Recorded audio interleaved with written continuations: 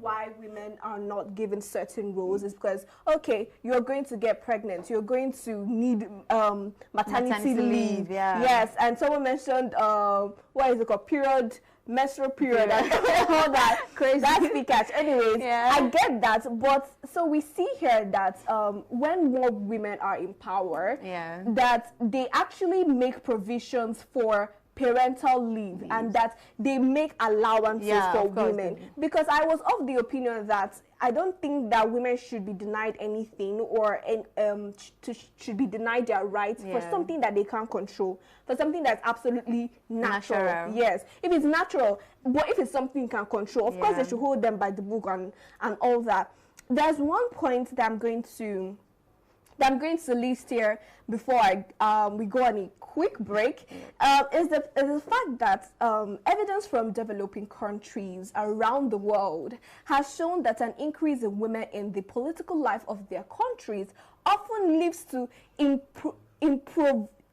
that often leads to improved socioeconomic conditions. They readily tackle poverty reduction. So this is my favorite point, because it said developing countries, and Nigeria is, by God's grace, a developing country, because at this point, I don't even know, it's like we're moving forward. Amen, we're moving forward. I pray so. So I like this point because this statistics is gotten from around the world, developing countries and all that. So we are seeing that the increase of women in political life of their countries has actually helped the economy. It has actually helped reduce poverty, and that is amazing, because you mentioned something about statistics showing that women are more poor. I saw that. So it was saying that women, like when it comes to a country like Nigeria, women are more poor in the system in terms of like they're not able to do some certain things because they're limited to this and stuff like that. So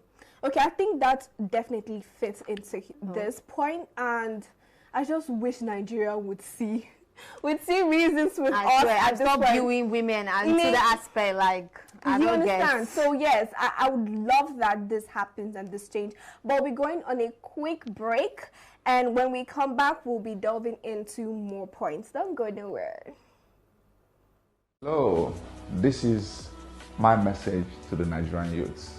I am glad that we have this great opportunity to discuss about the future of this country, Nigeria. Nigeria belongs to all of us, but to the youths most especially. I am super proud of what the youths have done, the realization that indeed the power lies with the youth. Indeed, successive governments and leadership have failed the youths. They've dismissed their capacity, the creativity, innovation, and this is why we are where we were. I am here to speak to you that not only am I proud of you, the presidential candidate of the Labour Party, Peter Obi, is super proud of you. We are proud of the movement you're leading and all the sacrifices being made for a better Nigeria. I can tell you, Peter Obi means well for Nigerian youths. He will run a youth-inclusive government and purposeful leadership that will usher in a new dawn for generations to come. Job issues, unemployment, and indeed all the other hazards that we face as a younger generation, I believe will be a thing of the past, at least reduced significantly. I'm here to remind you that we are the last lap of this race, when we all need to come to the consciousness that the effort we're going to put in the next coming weeks can change our trajectory completely and positively. So I want to urge you, do what you can to keep on the fight until a better Nigeria is achieved. You need to make sure that you realize again that you're actually the one running for presidency, just using Peter Obi and Dati Baba Ahmed as symbol. We are coming for a better Nigeria. This is time to vote for Labour Party. The logo is Papa, Mama, Pikin, or LP. On that day, come out in mass, show your energy, show your creativity, do everything you need to do positively to make sure your votes count. That means waiting till the end. I am thankful to God for what the Nigerian youths are doing. God bless you all. Thank you. Welcome back from that short break. This is Obidient Family TV, and you're still on to Obedient Women. I and Mchuku Sharon have been talking about the benefits of women's involvement in politics with my beautiful, amiable co-host and personal. Of course, we're still here, Ife Grace. Okay, thank you for joining us again. Yeah. So we're talking about the benefits of women's involvement in politics, and we've looked across different statistics from different countries, developed and developing countries. And before we went on the break, we also talked about some points that I'm just going to summarize.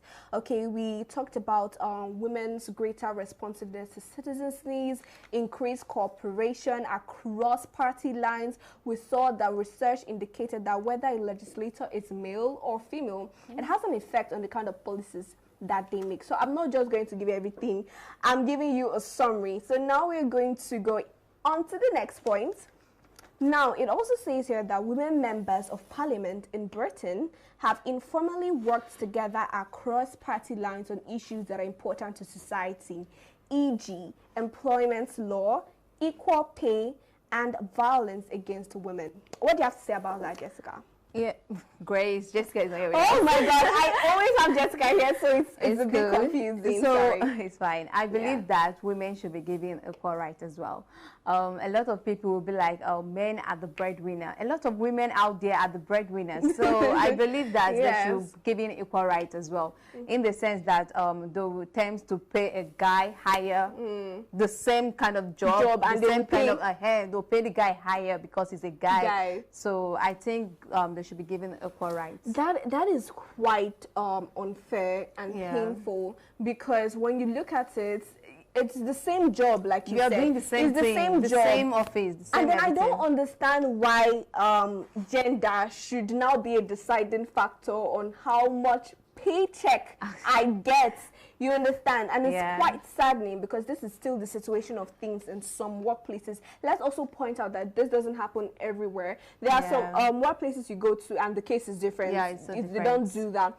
And shout out to those companies. But to the companies that, because of gender, you would refuse to either pay equally or promote your female workers, that is quite that's quite sad, and it's unreasonable at this point. Okay, we have so much to talk about. Let's also go to the US for a minute. It says that congresswomen in the US bring in 9% more money for their districts than their male counterparts. This amounts to roughly $49 million extra. This is beautiful, because it also resonates with what Mr. Putobi has said. You know, when he said that women are more productive, women are less corrupt and more passionate. And there was a little research that I did, background research, just to verify.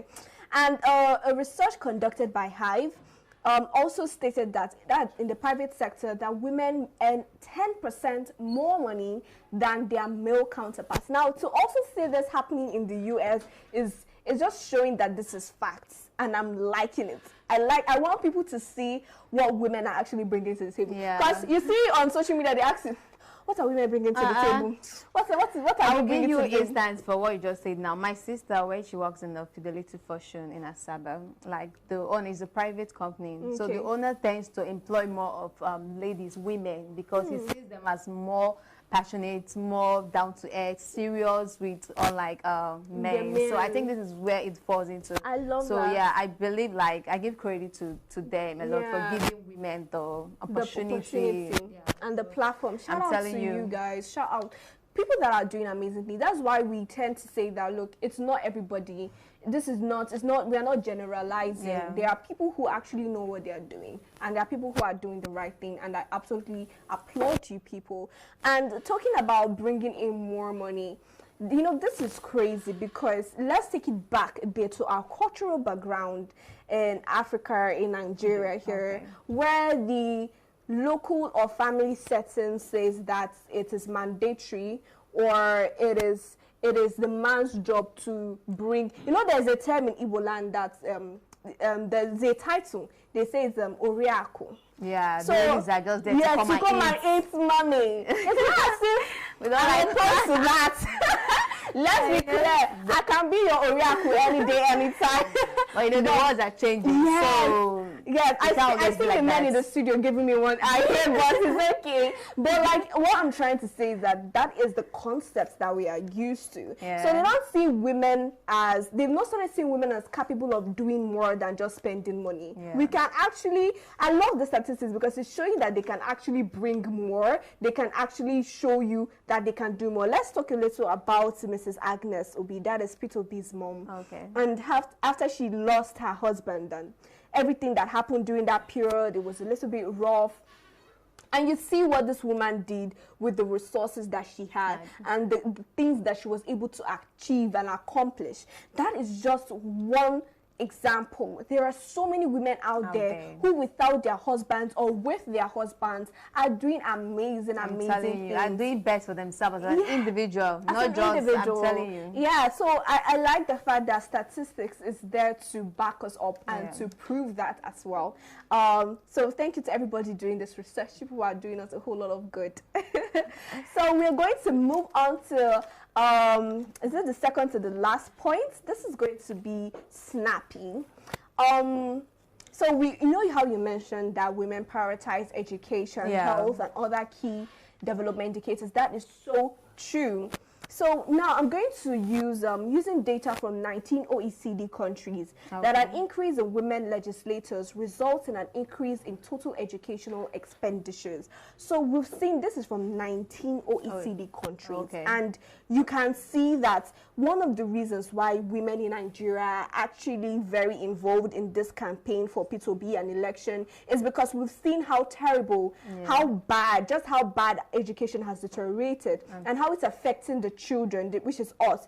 So you can't, I think women are actually seeing the need for them to participate in order to create a better Nigeria for their children, because my mom would also tell me the same thing. Not just for their children, most especially their female kids as well, because it's always fall into that. The men can just escape that, but how do you think the men can escape that? Because like they'll be like, okay, at I was the name of this country, Afghanistan or something like that. Hey, like they banned them from going to school, university, all medical. You didn't see that. This was like 4 days ago. Really? From all medical schools, from no university for the ladies, they were doing protests about it. Sad. I'm telling you.